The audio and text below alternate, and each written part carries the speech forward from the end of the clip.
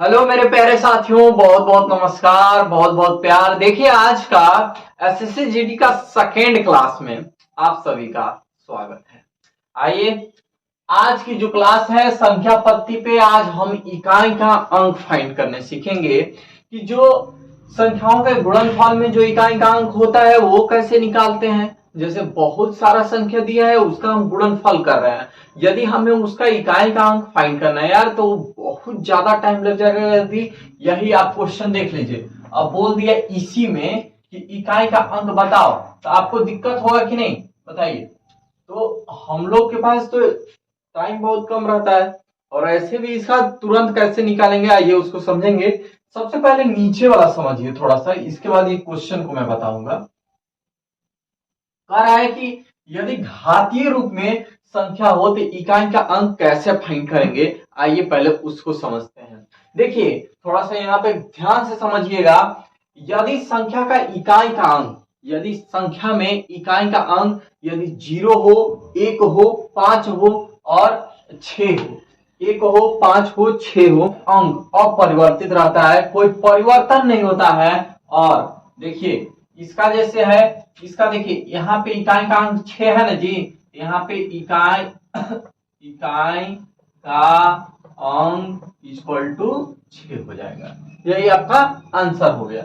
अब देखिए, यदि संख्या का आधार, कि संख्या की इकाई यदि 2 है, मान लीजिए कोई संख्या है, उसकी आधार की इकाई का अंक 2 है, तो अब उसे हम 2 के पावर 4 से, नहीं, घात को 4 से डिवाइड कर देते हैं और 2 के पावर 4 के रूप में लिख सकते हैं, लिख देते हैं। जैसे 2 के पावर 4 का इकाई का अंक, जैसे 2 के पावर 4 में इकाई का अंक 6 है, यानी जब 2 को आप 4 बार मल्टीप्लाई करेंगे तो कितना आएगा, 2 2 जा 4, 4 4 जा 6, 4 2 जा 8, 8 2 जा 16, यानी इकाई का अंक क्या है, 6, तो वही आपका 6 हो गया।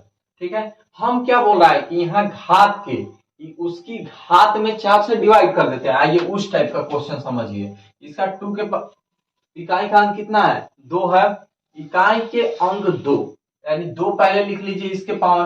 अब इसके इकाई के अंक में चलिए भैया, तो इसके 2, अब इसे हमें 4 से डिवाइड कर देना है। हम क्या बोले, 4 से डिवाइड कर देना है, और 4 से डिवाइड करने के बाद मुझे क्या लिखना है कि 2 के पावर 4। अब देखिए, इसको इस फॉर्म में कन्वर्ट कर दीजिए, 2 के पावर 4, और फिर इसको मैंने तोड़ दिया है अलग अलग, बस। और इकाई का अंक, अब देखिए इकाई का अंक, इसको जब 2 के पावर के फॉर्म में हम सभी को कन्वर्ट कर दिए हैं, तो जब आप इसको करेंगे तो 2 2 जब, जैसे 2 के पावर 4, 4 तो 16, यानी 16 का इकाई का अंक क्या हो गया, 6 हो गया।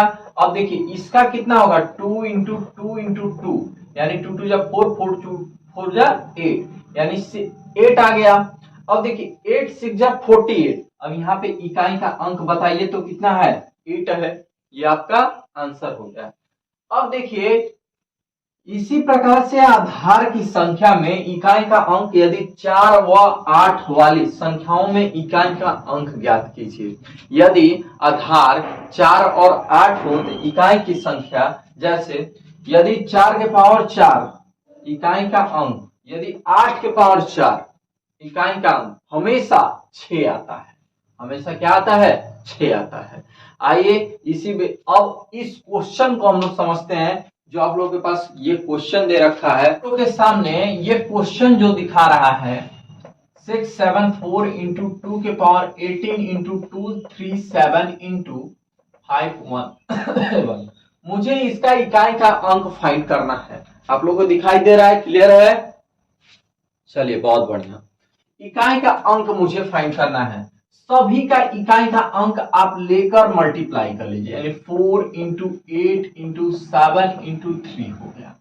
ठीक है, अब भैया फिर से क्या करो, इसका तुमने इकाई का अंक ले लिया, फिर इसको अब इसको मल्टीप्लाई कर लीजिए, तो क्या होगा, 32 इंटू 21। अब इसका इकाई का अंक लीजिए, क्या होगा, 2 इंटू 1 इक्वल टू 2, यही आपका इकाई का अंक। मैंने देख रहे हैं कितना इजी से आप, यानी 2 आपका क्या हो गया, यानी ऑप्शन ए आपका सही है। तो इसी तरह से देखिए, इसी तरह से हम क्वेश्चनों का आंसर आराम से फाइंड कर सकते हैं। इसमें क्या किया है भैया, कुछ किए नहीं है, बस इसको क्या किया ना कि बस इसका इकाई इसका इकाई इसका इकाई इसका इकाई का अंक ले लिए हैं। अब फिर इन दोनों को साथ में, इस दोनों को साथ में लेकर फिर इसको साथ में गुणा कर दिए, इसको साथ में गुणा कर दिए हैं। अब देखो दोनों का इसका इसका इकाई का अंक ले लिए हैं और दोनों का लेके फिर इकाई का अंक आपका। अब आइए समझते हैं थोड़ा सा घातीय रूप का एक दो मेथड और समझाते हैं। फिर इसमें प्रॉपर्टी हम बता रहे हैं कि जो घातीय संख्याओं का उसका हम लोग इकाई का अंक कैसे फाइंड करेंगे, उसका जो हम चौथा देखिए प्रॉपर्टी क्या होता है। यदि कोई भी दी गई संख्या है उसकी इकाई की अंक 3 या 7 है, 3 या 7 है, तो उपयुक्त प्रक्रिया यानी जो हम पहले आपको बताए थे मेथड, उसी के अनुसार सरल करते हैं। परंतु 3 के पावर 4 में इकाई का अंक यानी 3 के पावर 4 और 7 के पावर 4 का इकाई का अंक हमेशा 1 होता है। 3 के पावर 4 और 7 के पावर 4 में इकाई का अंक हमेशा 4 होता है, 1 होता है।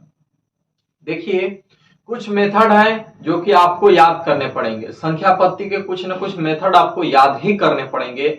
बाकी वाले चैप्टर में तो ज्यादा याद नहीं करना पड़ता है, लेकिन संख्या पत्ती में थोड़ा सा आपको याद करना पड़ेगा, क्योंकि यार थोड़ा सा होता है।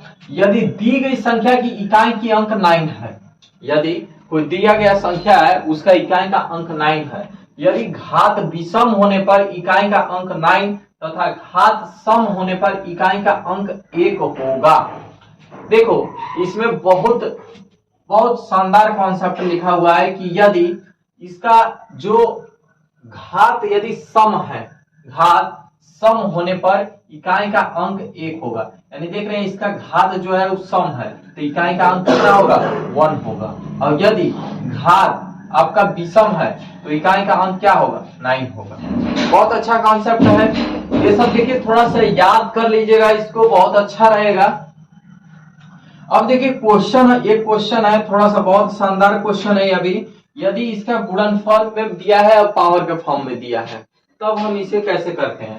देखिए सबसे पहले 7 के पावर 71 इंटू 6 के पावर 63 इंटू 3 के पावर 65 दिया है, इसको आप तोड़ लो। देखो इसको मल्टीप्लाई प्लस 3, जैसे हम इसको तोड़ दिए हैं, फिर इसको भी तोड़ दिए हैं, क्योंकि 15 चौको 60 प्लस 3 यानी 63 हो जाएगा, 16 चौको 64 प्लस 1 65 हो गया। अब इकाई की अंक लास्ट में आप लिख लीजिएगा, इकाई का अंक, ठीक है। अब देखिए इसमें क्या होता है ना, पावर 4 सेम उसी तरह से हम कर रहे हैं, पावर 4 वाले को 1 में कर लो, जितने भी पावर 4 हो जाएंगे 4 4 4 सबको मैंने 1 में ले लिया। अब देखिए ये जो आपके पास बच रहे हैं, ध्यान दीजिएगा थोड़ा सा, ये जो आपको बचे फिर यहाँ पे क्या हो जाएगा, 7 के पावर 4 17 इंटू 7 के 7 कितना हो जाएगा आपका 3, और फिर देखिए 6 के पावर 4 15 इंटू 6 के पावर 3 और फिर 3 के पावर 4 इंटू 3 के पावर 1। आप लोग को दिखाई दे रहा है, चलिए ठीक है। अब यहाँ पे भैया बस इसका फिर निकाल लो, कितना आएगा इकाई का अंक, सबका हम इकाई का अंक निकाल रहे हैं, सबके इकाई के अंक से। अभी गुणनफल का एक सवाल बताया, बस उसी तरह से है। यहाँ पे इकाई का अंक इसका जो होगा इसको भी आप मल्टीप्लाई कर लीजिए, इसका इकाई का यहाँ पे क्या होगा 6, यानी इकाई का अंक जब इसको 6 को 4 बार मल्टीप्लाई करेंगे तो इकाई का अंक आएगा। फिर 6 को 3 बार मल्टीप्लाई कीजिए तो इकाई का जो मल्टीप्लाई किए, फिर देखिए इसमें इकाई का अंक जो होगा फिर इसमें। अब इसी तरह से इकाई का अंक इसमें देखिए मल्टीप्लाई करने पर कितना है 343, इसमें इकाई का अंक आपका 3 है, इसमें कितना है 6 है, इसमें कितना है 6 है, इसमें कितना है 1 है। अब देखिए 1 इंटू 3 इंटू 6 6 इंटू 1 इंटू 3 है, इसको मल्टीप्लाई कर लो, 18 इंटू 18 आ गया।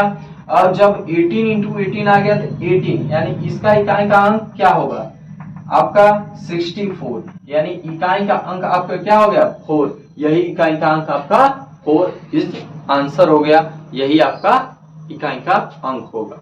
आइए अब नेक्स्ट टॉपिक को समझते हैं हम लोग।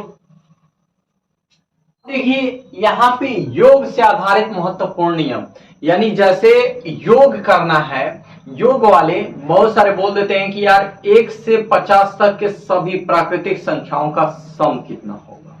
तो यार आप क्या करोगे कि 1 2 3 4 5 6 7 8 मतलब लिखते जाओगे। क्या करोगे? लिखते जाओगे। अब फिर लिखने के बाद क्या करेंगे भैया, उसमें चेक कर, अब ऐड करने में कितना टाइम लग जाएगा बताइए। 100 तक बोल दिया तो बहुत सारा टाइम लग जाएगा, 50 उतना आपके पास टाइम नहीं है।